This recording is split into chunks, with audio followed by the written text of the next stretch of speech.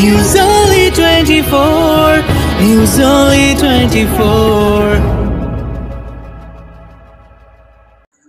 সুবর্ণ জয়ন্তী বর্ষের প্রাক্কালে commercial taxes directorate officers association CTDOA বার্ষিক সাধারণ সভা সম্পন্ন করল 15 জুন শনিবার কলকাতার মহাজাতি সদনে আয়োজিত এই সভায় পশ্চিমবঙ্গ সরকারের অর্থ দপ্তরের অধীনে state goods and services tax department কর্মরত আধিকারিকদের সংগঠন সিটিডিওএ এর সাম্প্রতিককালে সাফল্য উপস্থিত সদস্যদের সামনে তুলে ধরা হয়। সংস্থার প্রেস বিজ্ঞপ্তিতে জানানো হয়েছে, state goods and services tax department রাজ্যের 2/3 রাজস্ব সংগ্রহ করবে। বর্তমানে আধিকারিকদের সংখ্যা আগের থেকে অনেক কমে গেলেও 2023 থেকে 24 অর্থবর্ষে এই বিভাগ 60,617 কোটি টাকা বাৎসরিক রাজস্ব আদায় করেছে। আজকে আমাদের প্রি গোল্ডেন জুবিলি সেলিব্রেশন মানে প্রাক সুবর্ণ জয়ন্তী বর্ষ সিটিডিওর প্রতিষ্ঠাতা যারা ছিলেন 1974 সালে এই সংস্থাটা তৈরি হয়েছিল মূলত আমার মেম্বারদের সার্ভিস রিলেটেড ভালো মন্দ দেখার জন্য, তাদের সুযোগ সুবিধা কিভাবে পাওয়া যায়, তারা অন্যদের সাথে কোনো ডিসপ্যারিটি না ফেস করে, এগুলো দেখার জন্য একটা সার্ভিস অ্যাসোসিয়েশন তৈরি হয়।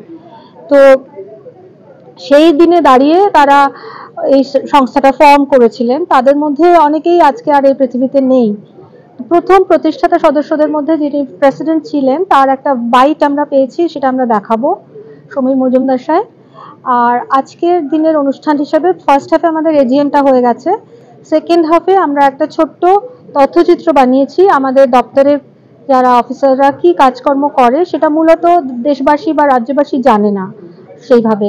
তো তাদের এই কাজকর্মগুলোকে একটু আমরা তুলে ধরার চেষ্টা করেছি। আর রাজ্যের এই যে উন্নয়নের যোগ্য সেখানে যে আমাদেরও একটা ভূমিকা আছে সেটাও আমরা তুলে ধরার চেষ্টা করেছি। মূলত রেভিনিউ দপ্তরে কাজ করেও আমরা রাজ্যের অন্যান্য বিভিন্ন জরুরি জায়গায় আমাদের পরিষেবা দেয়া হয়, যেমন বিজিবিএস, সেখানে আমাদের একটা বিরাট গ্রেট রোল প্লে করে আমার অফিসাররা। তারপরে বিভিন্ন যে লোন দান করার যে মেলা হয়, তারপরে ইওডিবির যে প্রোগ্রাম, সেগুলোতে আমার অফিসাররা ভীষণভাবে কাজ করে।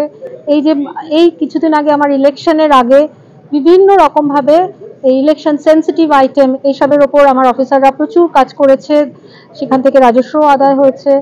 তো এই কাজগুলো সব নীরবেই থাকে, কেউ বাইরের লোক জানতে পারে না, সেটা জানানোর প্রয়োজন মনে করেছি বলে আজকে আপনাদের আমরা একটু ডেকেছি এবং এটা জানানোর চেষ্টা করেছি।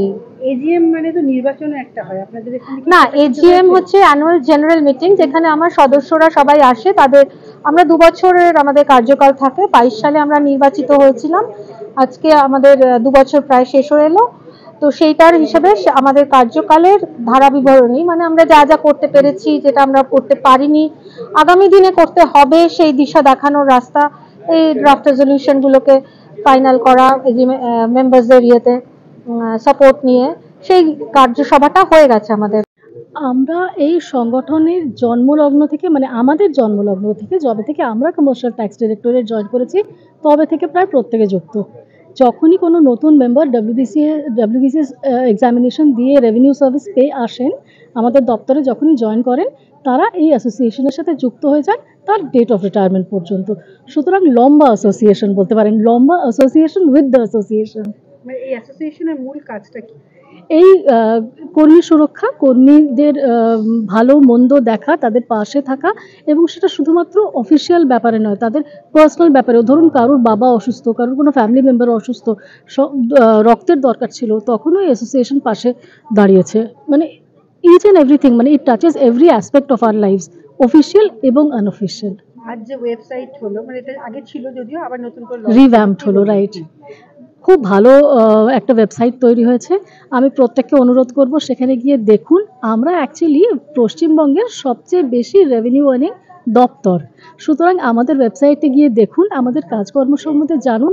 অনেকেই হয়তো সেরকমভাবে ওয়াকিবহাল নন, কিন্তু আমাদের এখানে খুব ভালো ভালো কাজ হয়। সবচেয়ে বড় কথা হচ্ছে আমাদের এখানে অফিস কিন্তু 24/7 কাজ করে।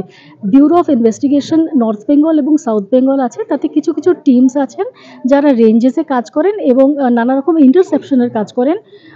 এই যে রেভিনিউ তো একটা অবশ্যই আসছে, যেটা ধরুন দোকানদাররা দিচ্ছে, ম্যানুফ্যাকচারার্সরা দিচ্ছে, সেটা তো আসছে, কিন্তু তার বাইরে যে রেভিনিউ লিকেজটা সেটা ধরার কাজে যুক্ত থাকেন আমাদের একটা বড় সংখ্যক অফিসার্স।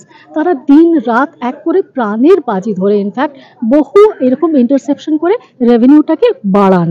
মানে এই যে এক্সেস রেভিনিউ যেটা যেটা লিকেজ হয়ে যেত, আমরা না ধরলে যেটা আসতোই না গভর্নমেন্টের রেভিনিউ অ্যাম্বিটে, সেইটা ধরার একটা 24/7 একটা প্রচেষ্টা আমাদের অফিসার্সরা দিয়ে থাকেন।